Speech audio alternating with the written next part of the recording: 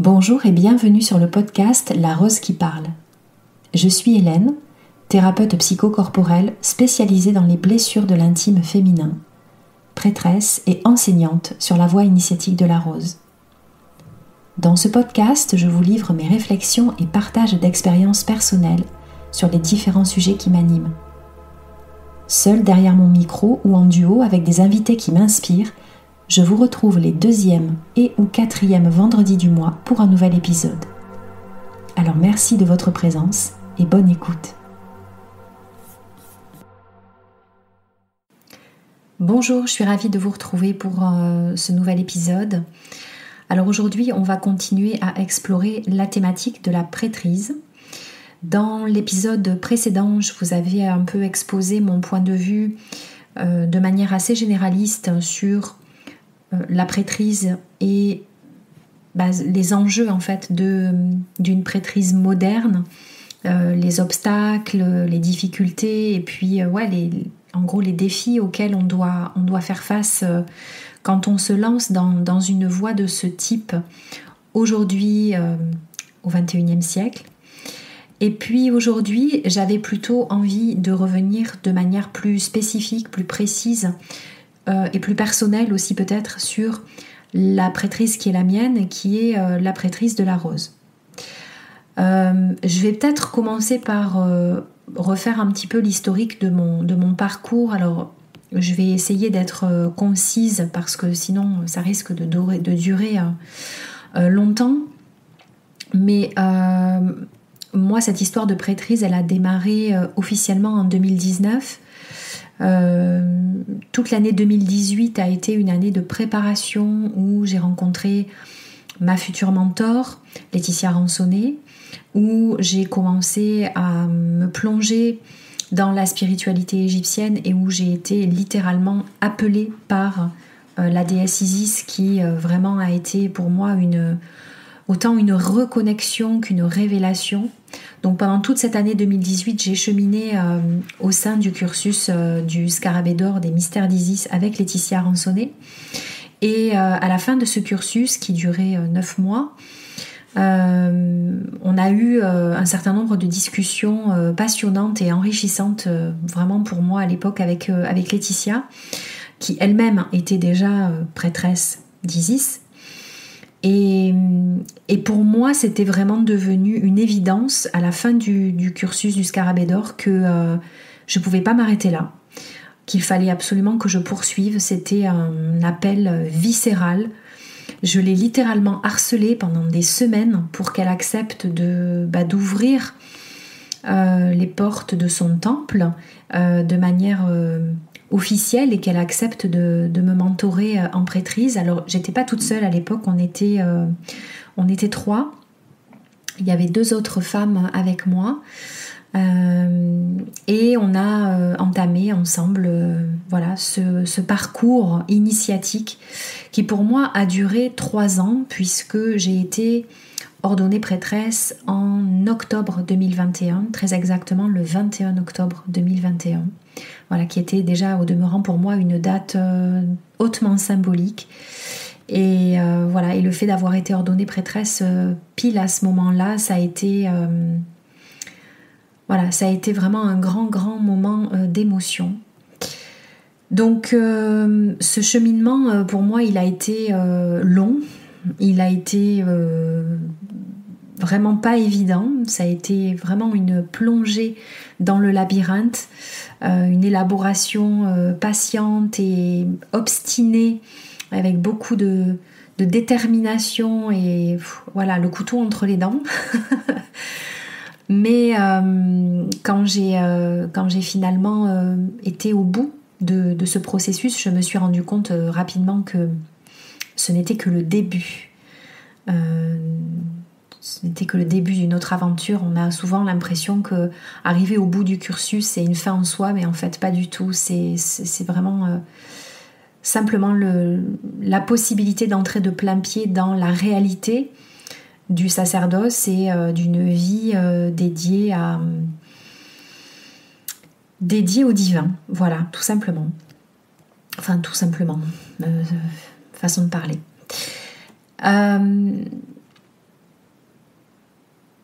Je dirais que ce qui est passionnant avec ce parcours-là, c'est que c'est un peu comme une espèce d'enquête cosmique qu'on mène sur soi, sur le monde, sur les mondes spirituels.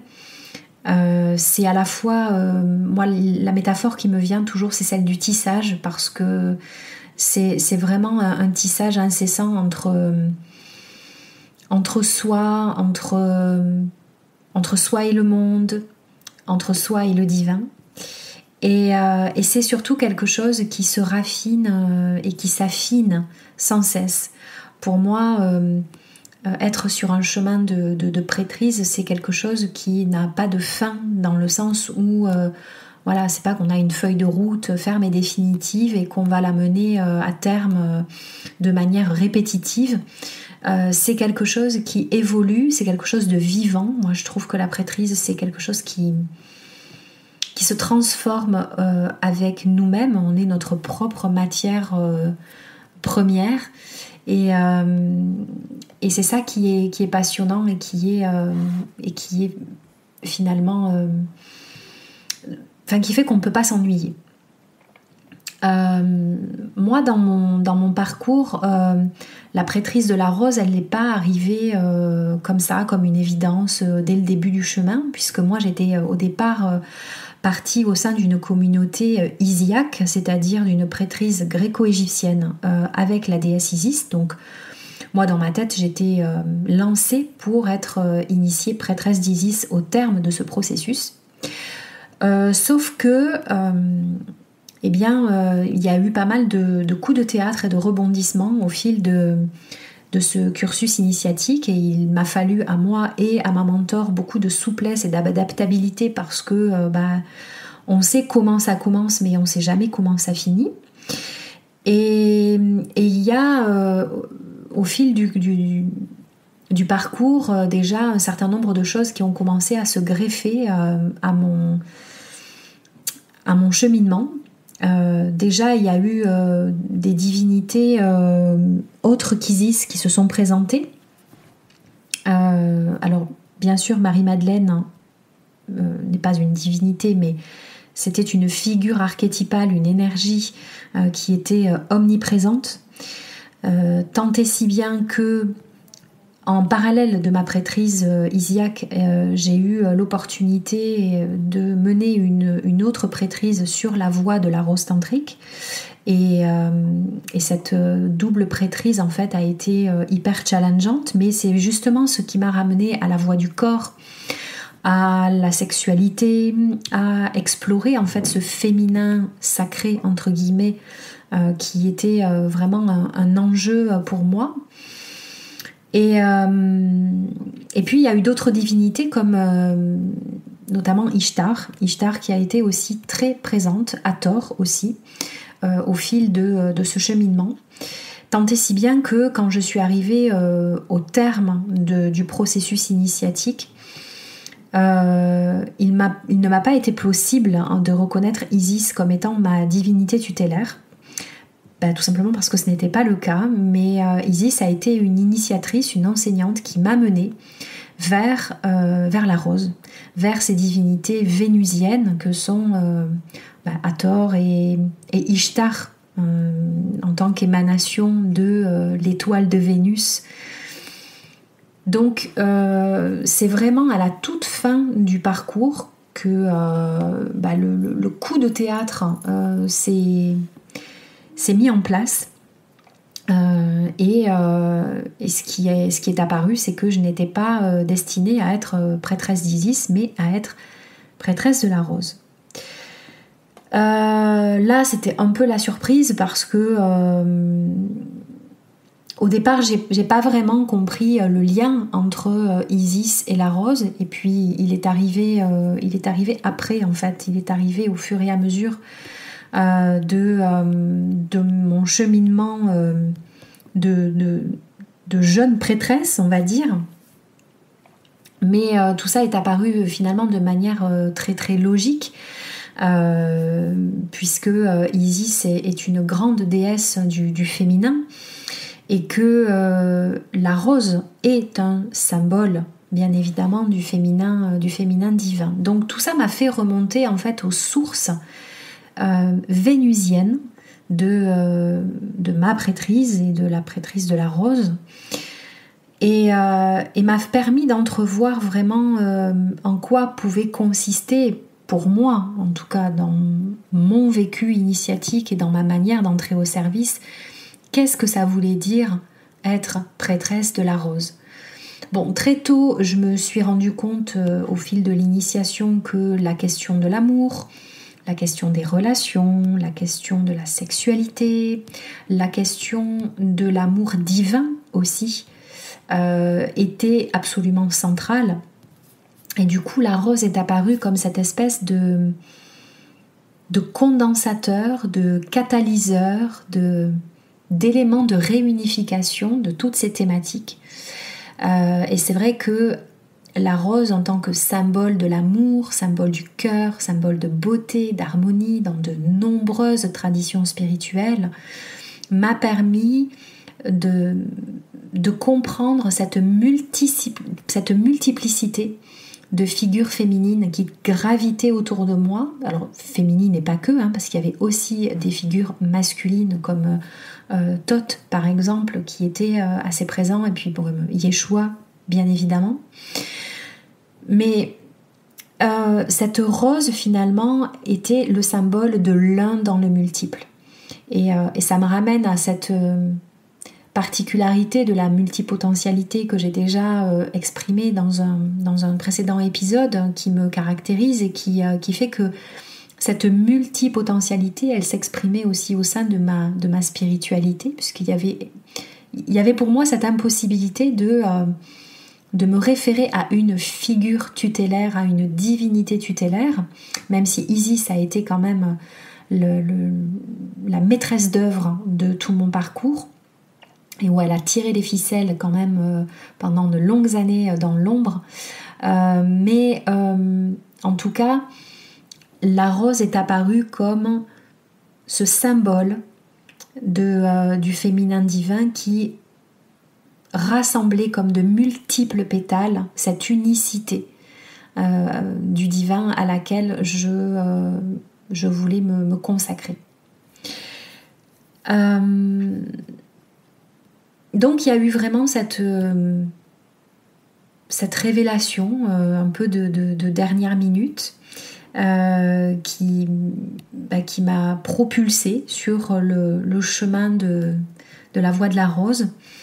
Et je me suis dit, bon, voilà, je sors de cette initiation de 3 ans, je vais prendre un peu le temps d'intégrer tout ça avant de moi-même peut-être retransmettre, parce que au fil de mon parcours initiatique, très clairement, la casquette d'enseignante et la casquette de la transmission était ressortie très très fortement. Et donc je me suis dit, voilà, je vais me donner le temps d'intégrer tout ça, de peaufiner tout ça et de cheminer à mon rythme. Et c'est là qu'il s'est passé quelque chose d'assez inattendu pour moi, c'est que j'ai pas vraiment eu le temps de reprendre mon souffle, que plusieurs femmes sont venues me chercher et me demander expressément de les initier à la prêtrise de la rose autour de la figure de Marie-Madeleine. Alors ça m'a un peu paniquée au départ, parce que moi je pensais vraiment que c'était quelque chose qui allait arriver beaucoup plus tardivement. Je savais que ça arriverait, mais voilà, pas aussi vite. Donc je les ai fait patienter quasiment 1 an, et j'ai fini par élaborer mon propre cursus initiatique sur cette voie de la rose et de la rose vénusienne, parce que c'est vraiment cette couleur-là liée à l'amour, liée à l'art, liée à la beauté, à l'harmonie. Et pas que, parce que Vénus, ce n'est pas que ça, mais en tout cas, ça m'a permis de continuer à tirer le fil et de vivre d'autres initiations, parfois très très douloureuses, de vivre au milieu de tout ça aussi une crise de foi sans précédent. Bref, quand je dis que le chemin ne fait que commencer, c'est que c'est vraiment ça. Et du coup, voilà, il y a eu l'élaboration d'un cursus initiatique en direction d'autres femmes et hommes, puisque moi, ma prêtrise de la rose est une prêtrise que je propose en direction des femmes, mais aussi des hommes, parce que le féminin, c'est pour moi un enjeu de réhabilitation énorme au sein de la fonction sacerdotale, et ça j'en ai parlé dans le précédent épisode, mais j'avais aussi à cœur de proposer une prêtrise inclusive pour le coup, avec la possibilité d'initier aussi des hommes à cette voie de la rose, parce que ça ne concerne pas que les femmes. Dans le sens où, pour moi, la voie de la rose est une voie de chevalerie spirituelle, et que le symbole de la rose se mêle étroitement à celui de l'épée. L'épée qui est un symbole de rectitude, d'intégrité, de quête de vérité. Et j'ai pu observer qu'il y avait un certain nombre d'hommes qui se sentaient fortement appelés par cette voie, ces hommes qui portent en eux cette essence de chevalier du Graal, hein, puisque le symbole du Graal et de la rose sont des symboles qui sont très proches, des symboles christiques, hein, très proches. Et tout ça, pour moi, faisait vraiment sens dans cette volonté de déconstruire une approche dogmatique de la prêtrise trop empreinte de catholicisme, où d'un côté, soit les femmes sont complètement évincées, écartées au bénéfice des hommes, ou soit la nouvelle prêtrise de la rose ne s'adresserait qu'aux femmes et exclurait de fait les hommes. Donc moi, vraiment, mon ambition et mon envie, c'était de pouvoir retisser les liens entre les deux polarités, non seulement à l'intérieur de nous, mais aussi au sein même d'un parcours initiatique.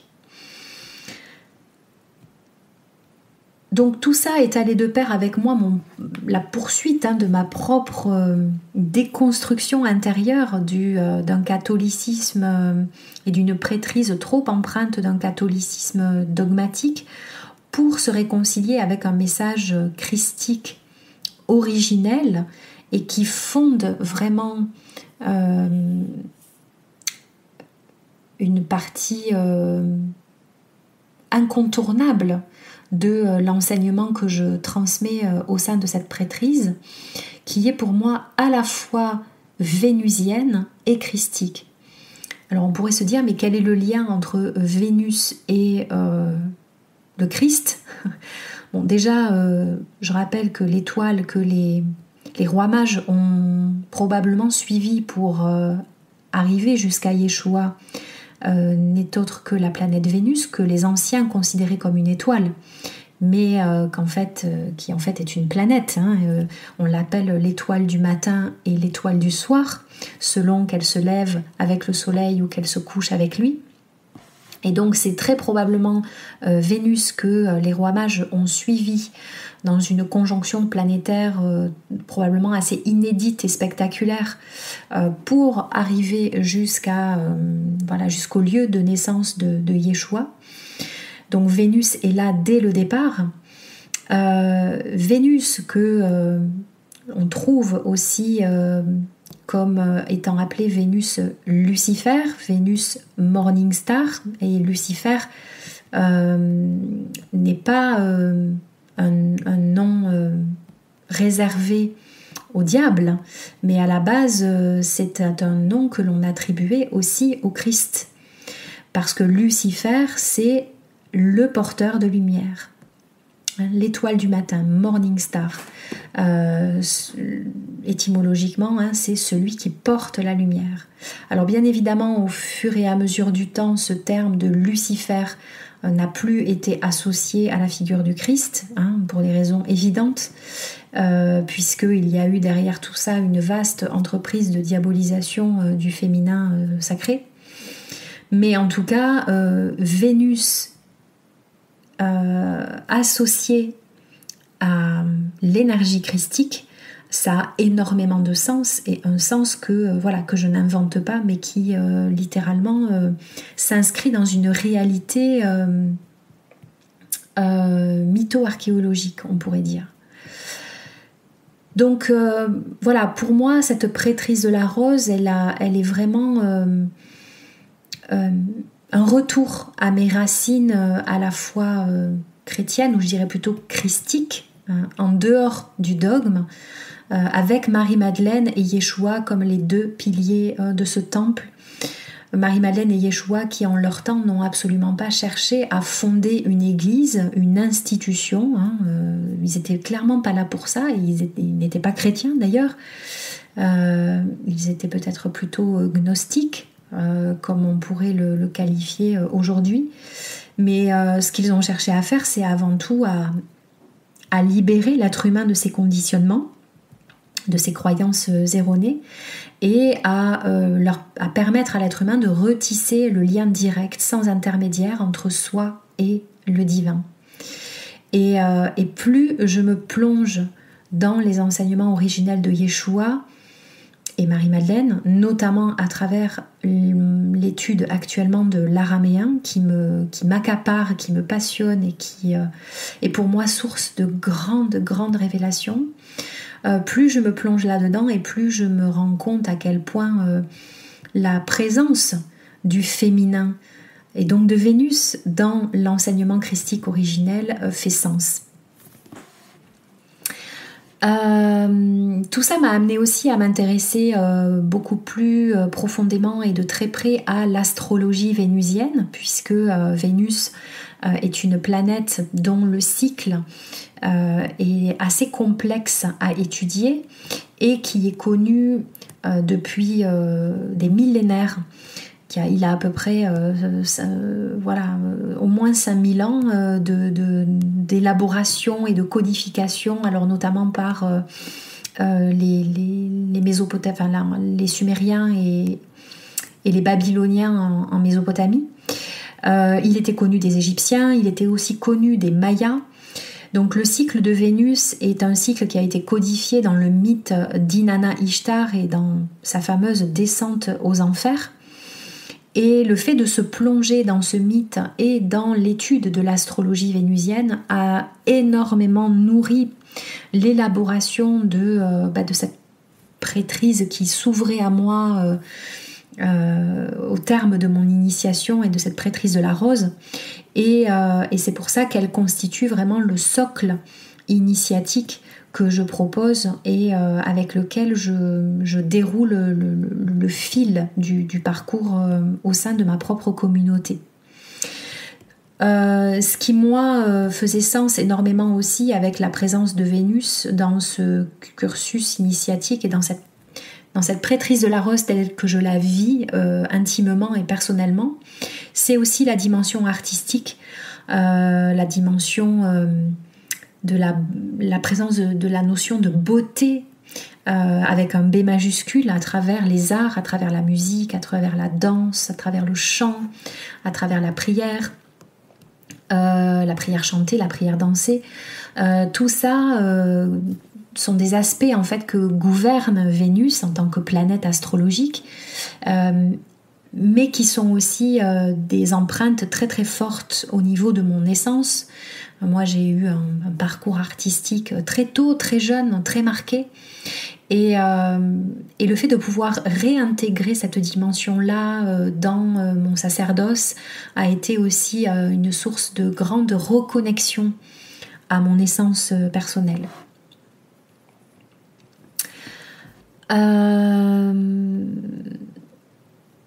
Alors concrètement, le cursus initiatique que moi je propose au sein de ma communauté, qui est en construction, en élaboration, puisqu'elle n'a même pas 2 ans d'existence, c'est un cursus initiatique qui se déroule justement sur 2 ans, 2 années d'initiation.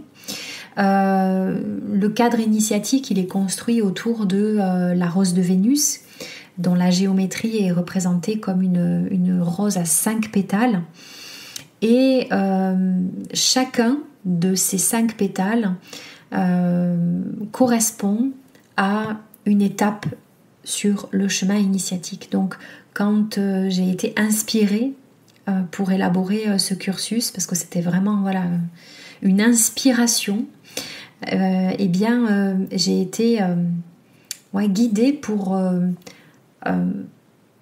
faire en sorte que chacun de ces pétales soit relié à une rose particulière.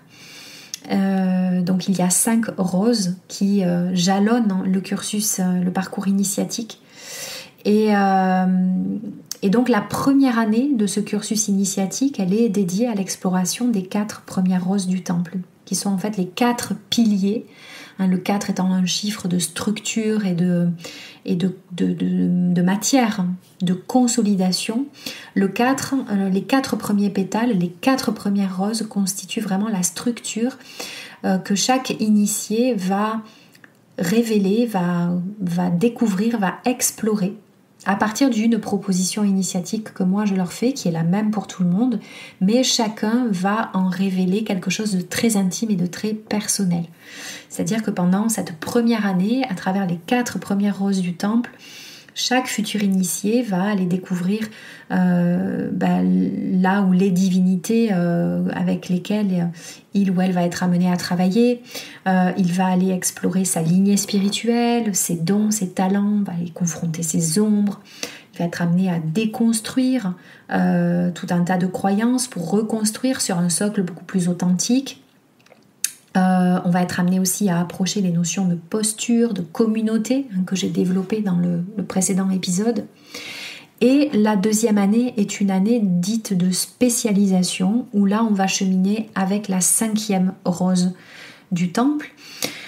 Et cette 5e rose, elle est un petit peu la quinte essence du parcours initiatique, donc des 4 premières roses. Et là, chacun va devoir reconstituer son puzzle. Il va devoir tisser sa trame, trouver sa couleur, ajuster sa fonction précise au sein de la communauté pour pouvoir œuvrer et se mettre au service.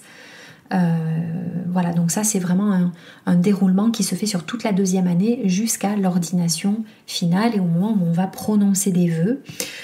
Donc, quand je parlais justement du fait que c'est vraiment un parcours d'individuation dans le dernier épisode, c'est que si chacun suit la même proposition initiatique, parce qu'il y a vraiment un socle commun et une trame initiatique qui est commune pour chacun des futurs initiés, eh bien le résultat est unique. Le résultat est personnel, intime, parce que chaque futur prêtre ou prêtresse se révèle à travers ce cadre initiatique qui est un garde-fou pour pas partir dans tous les sens et qui permet vraiment de trouver sa liberté à l'intérieur d'une structure. À l'issue de ce parcours initiatique, l'idée c'est d'œuvrer déjà pour faire vivre la dynamique communautaire et puis aussi de pouvoir rayonner chacune en dehors de la communauté et de porter les couleurs de la communauté à l'extérieur de celle-ci, dans le monde. Donc ça c'est quelque chose qu'on est en train vraiment de construire, d'élaborer, de découvrir, parce que le premier groupe que je suis en train de mentorer n'est pas encore tout à fait initié. Ils seront initiés au mois d'avril, à la fin donc des 2 ans. Et actuellement, on est vraiment en train de consolider les bases de cette communauté. Et on est en train aussi de procéder au recrutement d'une 2e session avec un 2e groupe qui est en cours de constitution et que j'ai vraiment hâte de rencontrer et d'accompagner maintenant que je me sens un peu plus aguerrie, maintenant que j'ai quasiment fait un premier tour de piste et que le cadre initiatique a fait ses preuves, que j'ai pu aussi voir les éventuels ajustements qui pouvaient être nécessaires de faire pour que les choses soient encore plus opératives.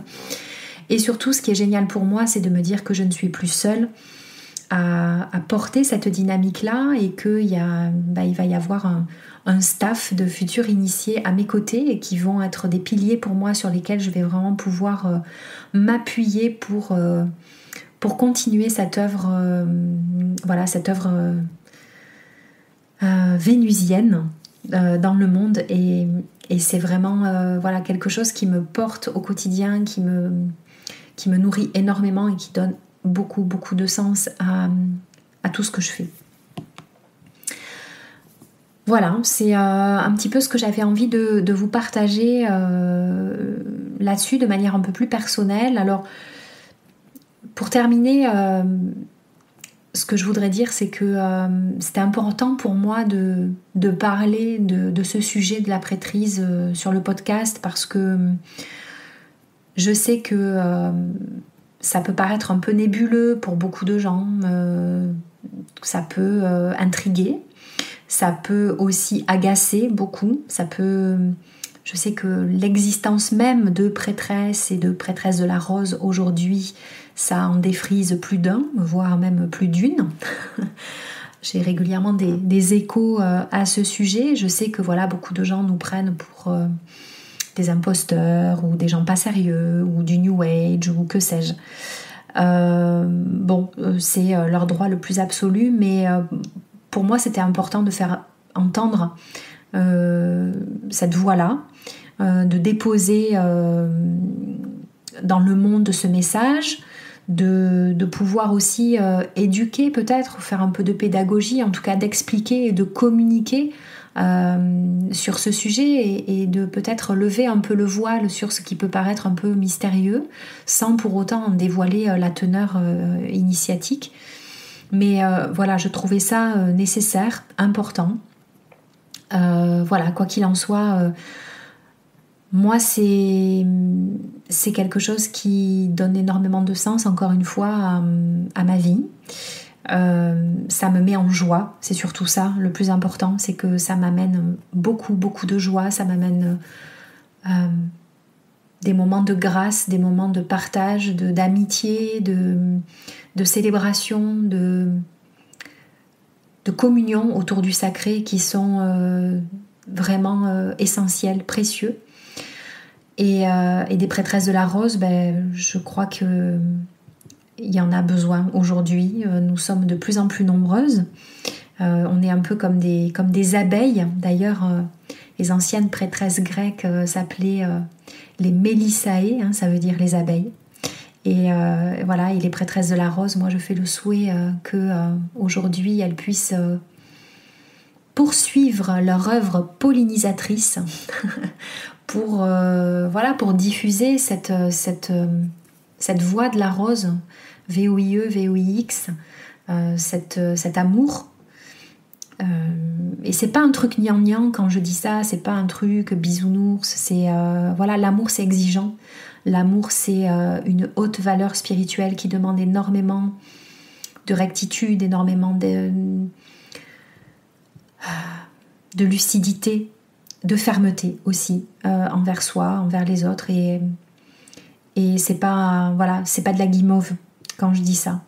Donc voilà, c'était important pour moi de pouvoir communiquer sur ce sujet-là. J'espère que ça vous aura plu, j'espère que ça vous aura permis d'en apprendre un petit peu plus et n'hésitez pas bien sûr à diffuser cet épisode et à le partager à toutes les personnes que le thème pourrait intéresser. Si vous avez aimé cet épisode et si vous aimez le podcast, merci à vous de m'encourager en vous abonnant, en donnant une petite note sur l'une ou l'autre des plateformes de diffusion. En tout cas, moi, je vous remercie infiniment pour tous les messages que vous m'envoyez régulièrement au sujet des différents épisodes. Continuez à m'écrire, ça me fait immensément plaisir de recevoir vos témoignages. Et puis, écoutez, il ne me reste plus qu'à vous souhaiter plein de belles choses pour la suite. On se retrouve pour un prochain épisode très prochainement. Et je vous embrasse bien fort. À bientôt.